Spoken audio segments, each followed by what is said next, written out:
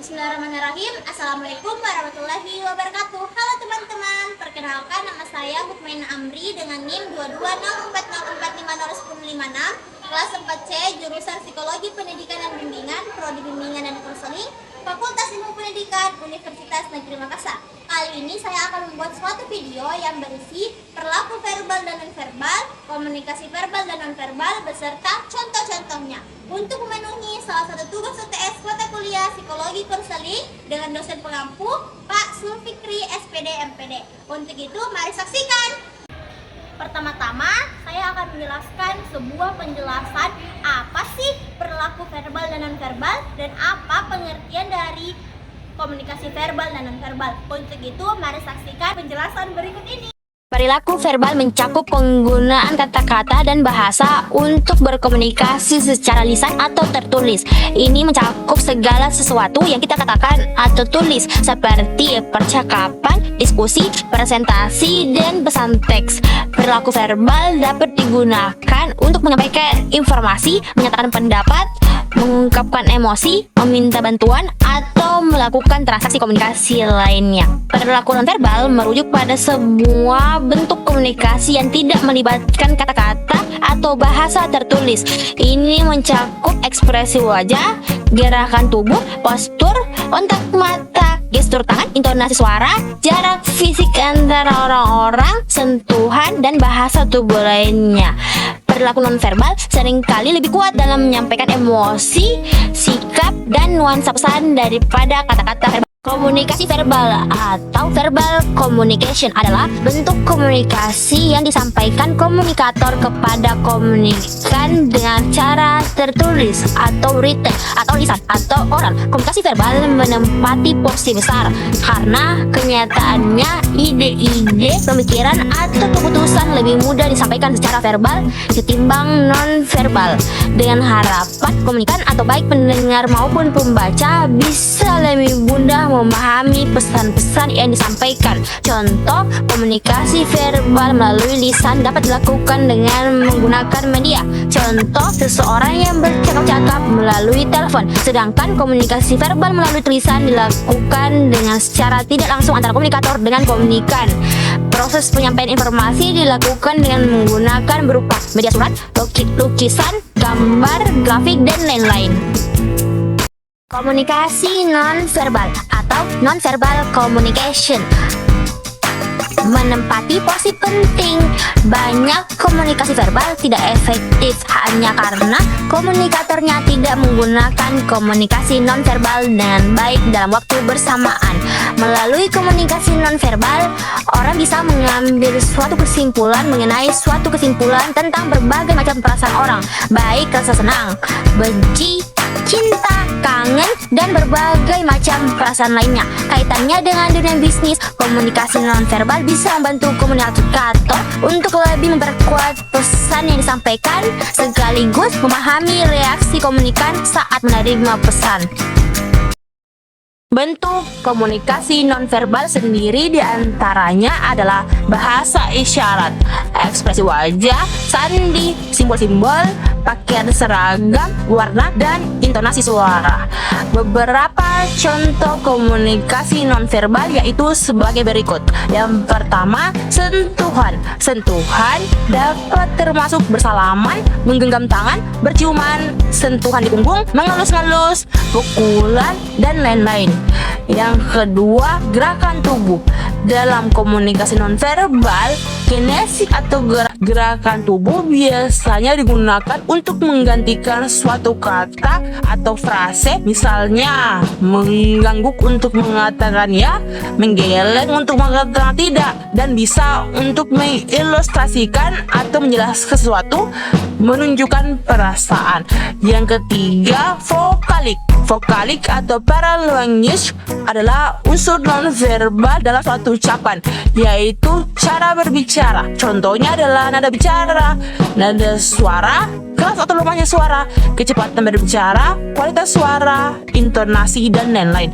Yang keempat, yang terakhir yaitu kronemik. Kronemik adalah bidang yang mempelajari penggunaan waktu dalam komunikasi nonverbal.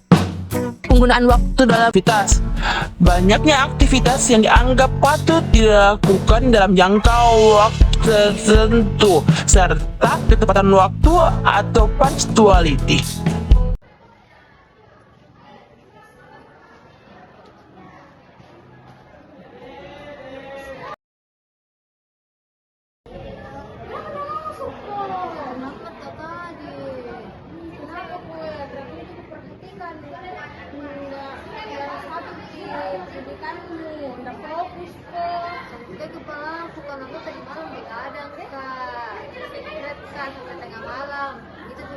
Jam 3 ke asrama, habis itu nggak ada waktu tidurku dan ketiduran kak pas mau ke kampus. Alhasil pas ke sana sini ada nih dosen dan takut kak kalau ada dosen. Kenapa nanti begini kak? Pasuk ke telepon ke kalau jalan hari ini masuk ibu. Udah ingat saya juga tadi karena ketiduran kak. Nanti yang kali itu telepon pokok kalau terus ada kalau tugas sama-sama yang kerjain kita kan sendiri harus saya sendiri ada tadi suruh support kok dulu juga nanti dia cuma bicara dia karena biasa banyak orang lain tapi ini cuma bicara kalau yang kerjain perpu saya benar benar tugas ini ada sebentar tugas ada tugas tak kasih kita dia ada ayo nih kerjain. Nah, kalian sudah menyaksikan belum? Tadi adalah adegan di mana merupakan penerapan dari contoh perilaku verbal dan nonverbal. Dalam adegan tersebut, si Ina ini menunjukkan perilaku verbal yang mendukung dengan bertanya tentang perasaan Rizka dan memberinya kesempatan untuk berbicara tentang apa yang terjadi, apa yang membuat dia terlambat, dan apa yang membuat dia frustasi. Ekspresi wajah dan gerakan tubuh Ina menunjukkan kehadiran dan empati. Sementara ekspresi wajah dan gerakan tubuh Rizka menunjukkan rasa sedih dan ketidaknyamanan. Melalui kombinasi perilaku verbal dan perilaku nonverbal ini, Ina ini menciptakan lingkungan yang aman dan mendukung bagi Rizka untuk berbagi dan merasa didengar dan tidak kesepian. Seperti itulah penjelasan dari contoh perilaku verbal dan nonverbal. Salah, masuk Ki.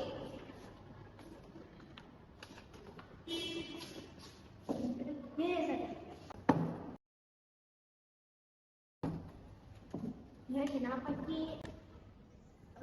Begini Bu, sedikit mau cerita. Ya, kenapa?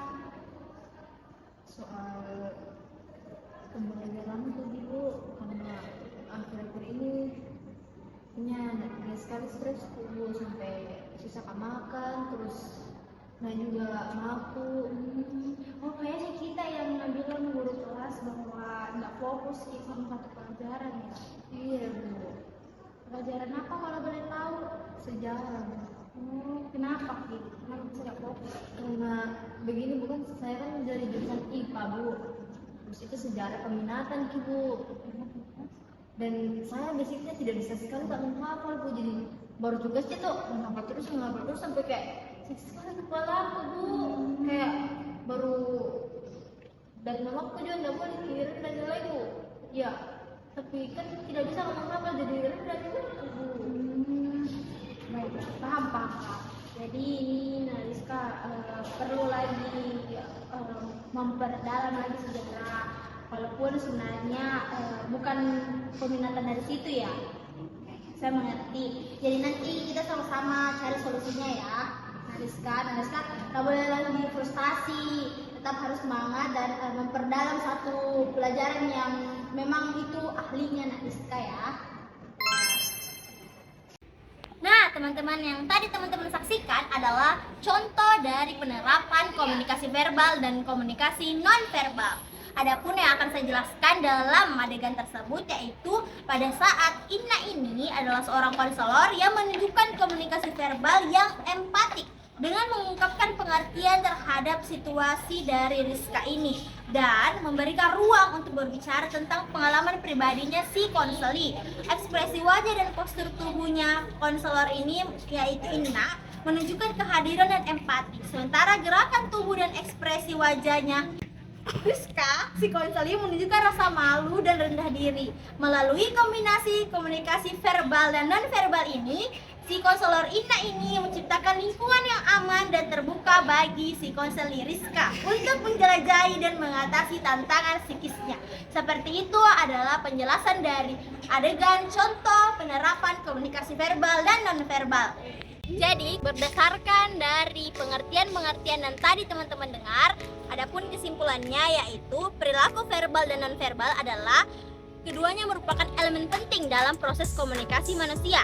Perilaku verbal melibatkan penggunaan kata-kata dan bahasa untuk menyampaikan pesan secara lisan atau tertulis. Sementara perilaku non-verbal mencakup ekspresi wajah, gerakan tubuh, dan bahasa tubuh lainnya untuk menyampaikan pesan tanpa menggunakan kata-kata. Perilaku verbal digunakan untuk menyampaikan informasi, menyatakan pendapat, mengungkapkan emosi, dan melakukan transaksi komunikasi lainnya.